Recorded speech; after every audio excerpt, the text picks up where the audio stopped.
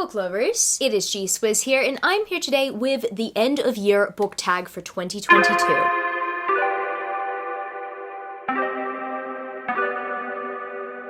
So I personally like doing this book tag every year because it helps me switch into gear for end of year content and additionally end of year reading. Personally, end of year content is kind of my favorite thing to consume here in the booktube community, along with like new year content where everyone's pretty much building up their TBRs, their selected TBRs. This year I had 4 different TBR videos that were technically reading goals for me. Who's to say there won't be more next year? This is the time where we start planning the end of the year and the beginning of the next. That is the best way I can sum it up. I like going through all these prompts and talking about all these books, so we're gonna do that. I guess without further ado, let's get through this tag together. And by the way, if I'm looking down here, it's because I'm currently reading all the prompts off my laptop. So I guess prompt number 1 will be, are there any books you started this year that you need to finish? For like the very first time in my life, this year, I have pretty much DNF'd a bunch of books. Majority of the books that I have DNF'd, I have picked up or I've committed to. However, there are 2 books that I've DNF'd that I still want to commit to that I was just not necessarily in the mood for. The first one being The Darkening by Sonia Mara. This came in my monthly fairy loot and I pretty much started reading it straight away. So I thought I was going to have a similar experience to This Vicious Grace where I was hooked in from like the first few chapters, but that didn't happen. I think I personally held The Darkening up to the standard of This Vicious Grace because it was another fairy loot pick. For some reason, I've been thinking to myself, if it's a fairy loot pick, it must be good. And I'm not saying that The Darkening is bad, it just didn't grip me straight away. It's a fascinating concept, yes. It's just not something I was ready to read, so I put it down after a few chapters. And I'm really sad that I put it down after a few chapters because I had been anticipating The Darkening for months. Initially, the Bookish Box actually planned to do this as their book pick of the month for July, but that ended up being cancelled by the publisher, but it was hinted at in Fairy Loot, so I knew I was going to get it. So I was anticipating it for months already, so I was excited for it. But unfortunately, it didn't grip me as much as I wanted it to within the first couple of chapters, and I understand that not every book is going to do that. It's just I wasn't in the right mental state to read this. I think I just wanted to read more contemporaries. So that's what I ended up doing, and I ended up putting The Darkening down. I don't know whether I'm going to get to this by the end of the year, but what I do know is that I still want to get to it. I still want to give it a second chance. I reckon that it is going to be good. I just need to push myself to actually give it a try. And the second book I DNF'd this year that I have not yet completed, that I really do want to complete, and I actually did have the aim to read this by the end of the year because the sequel comes out, I believe, in like November or December, and I really wanted to read them in the same year, but it might be moved to 2023 if I can't get to this one on time. That, my friends, is A River Enchanted by Rebecca Ross. I have actually read from Rebecca Ross previously. I read Dreams Lie Beneath, which funnily enough, that book came out a month, I believe, before A River Enchanted did, or like somewhere around that time. And what I have to say is I really enjoy Dreams Lie Beneath, so I thought I was going to enjoy A River Enchanted. And you know what? I still believe I'm going to enjoy A River Enchanted. It's just I was not yet ready for a story like this. I think I had already read a dense book before this, and I know that majority of the dense books I read end up paying off. However, before I get into A River Enchanted, I really want to be mentally prepared because I want to enjoy this reading experience like I enjoyed Dreams Lie Beneath. Because at least with Dreams Lie Beneath, even though that was a thicker standalone novel and it was a little bit dense, I still had a good time with it because I mentally prepared for it. So I'm hoping to mentally prepare for A River Enchanted, and fingers crossed I will get to it by the end of the year, but no pressure if I don't, because I want this reading experience to be a good one, just like Dreams Lie Beneath. And the next prompt is a question that I absolutely hate because it's very exclusive, but whatever. It's the one that has to do with an autumnal book to transition to the end of the year. And I'm not gonna lie, I do get a little bit bitter every single time this question is asked because after all these years, it's exclusive of my hemisphere. We are transitioning into spring in Australia. Therefore, I never give an autumnal answer because it's not at all the vibe here. I'm gonna rephrase this question and say, do you have a spring book to transition into the end of the year? And I have to say, books, I really do want to get to Ella Maise's titles here. These very much look springy. I'm really loving the vibe of these covers. So first of all, To Love Jason Thorne and To Hate Adam Connor. I've wanted to read Ella Maise for a very long time, and I finally got my hands on these 2 books. books. So once again, fingers crossed, I can hopefully get to these books by the end of the year. I do also want to read some other books by Ella Maise. Marriage for One, I believe, is another one, and also The Hardest Fall. Those two books I've also really wanted to read, but for some reason I really want to start off with To Love Jason Thorne and To Hate Adam Connor. I hear nothing but great things about To Love Jason Thorne. I haven't really heard much about Adam Connor, but what I do know is that romance lovers do love these books. I'm really happy, once again, I have these in my possession, and I plan to get the other two books soon, but I at least want to try to get to these two books before I read the rest of Ella Maise's backlist. And the third prompt of this tag is there a new release that you're still waiting for? I mean, there are a few at the moment, A Light in the Flame being one of them. I've also got Bloodmarked by Tracy Deonn, Lore Olympus Volume 3, Queen of Myths and Monsters. I recently read King of Battle and Blood, and I loved it. So, yes, I am very much waiting on that book. It's too soon to tell whether I will read that in 2022 or 2023. It really depends on my reading mood by the end of the year, because the end of the year is usually when I make like all the reading lists and stuff. And maybe I do want to save it for 2023. But yeah, it comes out like 10 or 11 days before the end of the year. So we'll see how we go there. But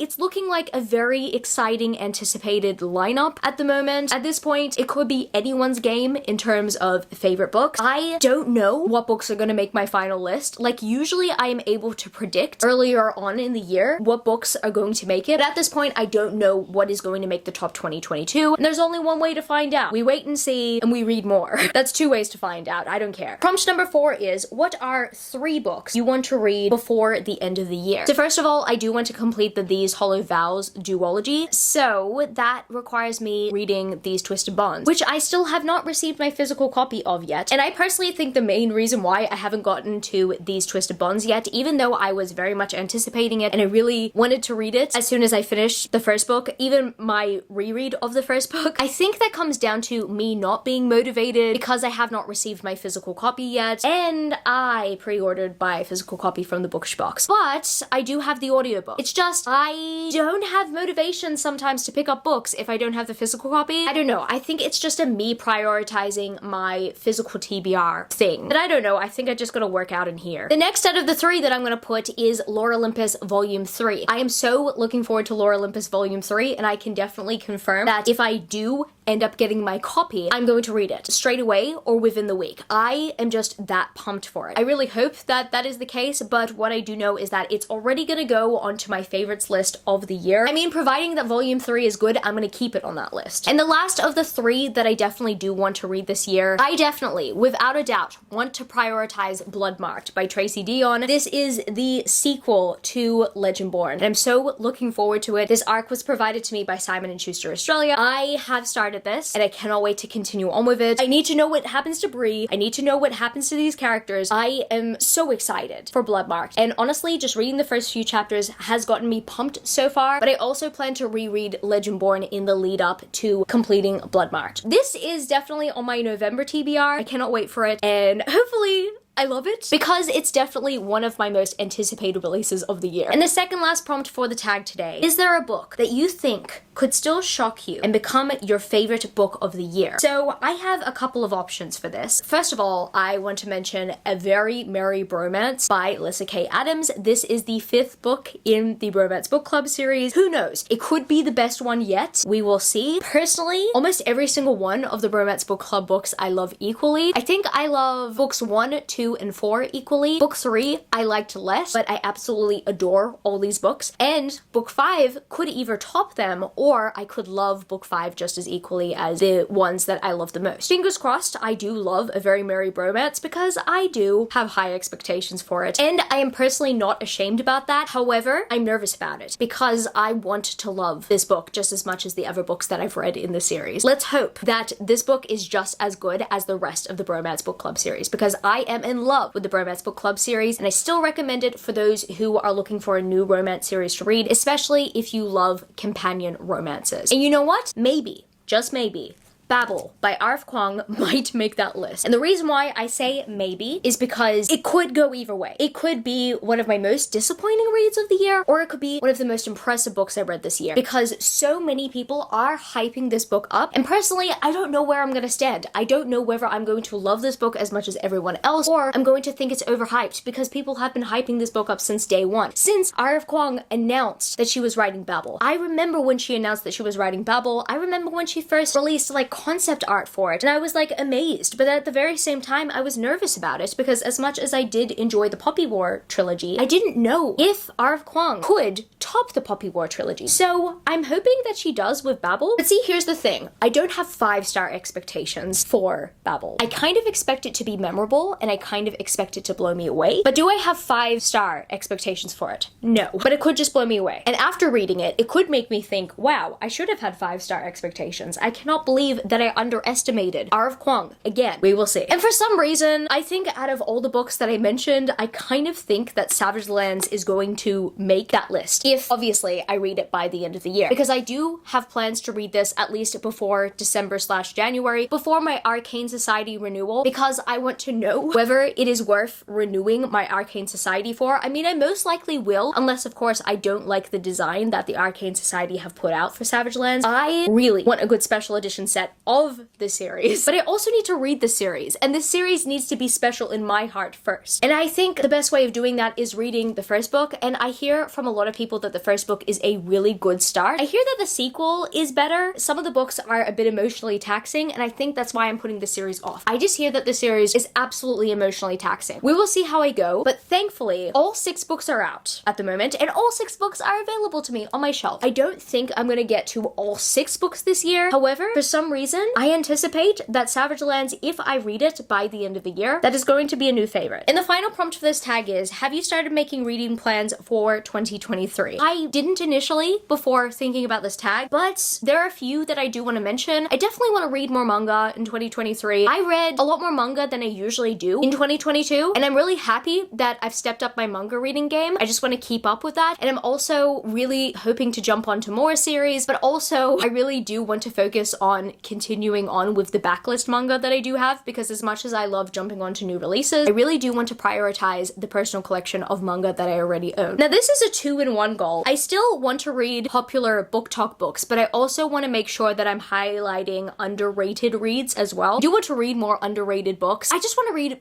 more of everything, just as long as it suits my reading taste, because that leads into my next point. I just want to read what I want to read. This year, I've been reading a lot more romance, and as of recently, I've been getting a lot more into like romantic suspense and fantasy paranormal romance, but I'm more leaning into the new adult category. I'm personally hoping to embrace that even more as we go through 2023. I just know that I'm going to keep receiving young adult books regardless. I mean, as long as I'm staying subscribed to some young adult book services, and as long as I've got some young adult on my backlist or on my shelves, on my TBR, whatever, I'm still gonna read young adult, because I still have a bunch of young adult books that are to be read. This being said, I still do want to prioritize reading a bunch more new adult, because I am of the new adult target demographic. I'm looking forward to reading more new adult. I'm just gonna read what I want to read at the end of the day. And the final reading goal that I put in my notes pretty much says, don't be so worried about your read count. As I'm finishing off the year, my estimation is that I'm going to finish 2022 having read over 300 books. I mean, as I'm talking right now, as I'm filming this video, I've only got under 40 books left until I've reached 300. You know, I have actually been worried about reaching 300 because I think about the years ahead. What if I can never make that goal again? But at the moment, I've got to reevaluate and think to myself, does it really matter if I never make it there in the future? I just think to myself, what if life gets hectic? What if my job is taking up more time? Or what if there's so many other things in life that takes more time? As an adult, maybe there's a lot more responsibility that is taking more time, and there are things that are eating out of my reading time. I just really love my reading time. That's why I've prioritized reading a lot this year. Whether it comes down to all the novels on my shelf or on the manga on my shelf, I just really love reading at the end of the day. So I have to stop worrying about my read count, because I have been worrying about my read count. I've been thinking to myself, what if I can't surpass it? And you know what? Sometimes I stop myself from reading a bunch of manga in a month because I'm genuinely concerned about about that. Regardless, people are going to think that I read like a maniac. So what's stopping myself? I think I just think to myself, what if I can't beat the record? I have to stop seeing this as a competition, because it's not a competition, and that's not why I read so much. I read so much because I'm technically bored when I have spare time. Reading is my hobby. I like doing it. And I read a lot of books and I read a lot of manga because I just want to keep consuming new stories. So I have to put that at the forefront of my reading and not care about what I think about every year's reading count. I have to not think about outdoing myself every year and beating myself up if maybe next year I read 250 books instead of 300. Who knows? Next year, I at least want to stop caring about it, because this year so far, I've cared about it a lot. I've been thinking to myself, oh no, I've read 250 books already. What am I going to do? Should I just stop reading at this point? No,